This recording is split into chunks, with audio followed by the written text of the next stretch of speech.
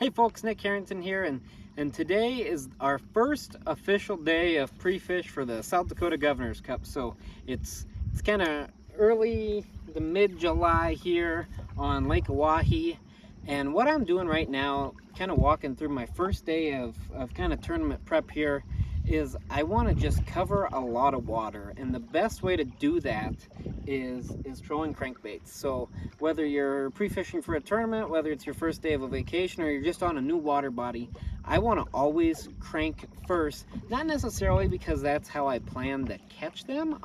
I'm probably not going to crankbait here in a week here for the Governor's Cup.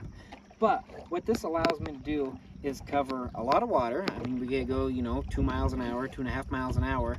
So you cover more water than you would, say, bottom bouncing, or certainly, say, if you're gonna jig or spoon or whatever vertical blade fishing you'd like to do. Maybe that's how I fish these points. Maybe I bottom bounce them. Maybe I'm gonna go in and blade bait them, or I see that there's not fish here. So the reason that's why I just want to cover a lot of water. I keep going whether I catch fish or not. I'll do a lot of work with my graph, and if I see fish that look good, I'll put down a certain mark. So maybe I'll put down one color if they're what I think would be a bottom bouncer type fish. I'll put down another color if I think they would be something I'd want to fish vertically. I'll put down another color if maybe they were suspended, or something I felt that my best bet would be for trolling. So actually right here I just saw a trolling type fish. So I'm gonna put a mark down to show that this might be something that I want to go back and further explore. So not necessarily how I'm going to fish, certainly not how I would fish these specific areas.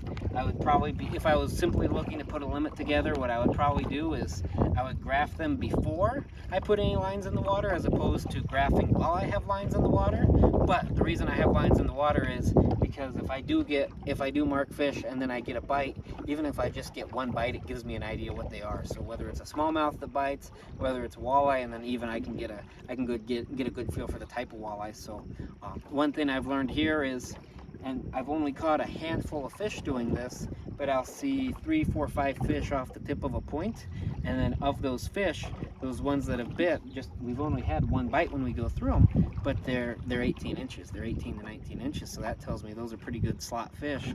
And if I pull onto them, and then depending on how they're staged, whether I want them bottom bounce them, fish them vertically, I can probably put some nice fish in the box pretty quickly, and those are exactly what we're looking for. So like I say, anytime, whether it's pre-fishing for a tournament, your first day out there, a new water body, a vacation, that's one of the reasons I like to troll. Oh, we got a nice one. We're gonna reel this one in. So now, first thing I'm gonna do is drop a waypoint.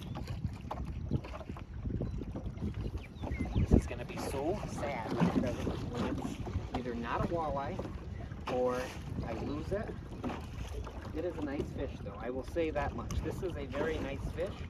I think it's going to get caught up in my other line to show that I'm not a very good fisherman.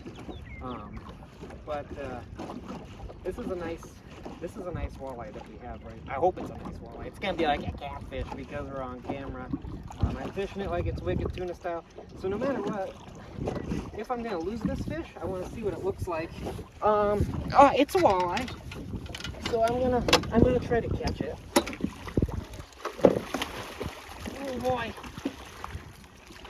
Oh boy, this is not working out. Oh no! Oh, how interesting! Wow! You guys, do not try to catch walleyes of this caliber by yourself with a small net. Good fishing.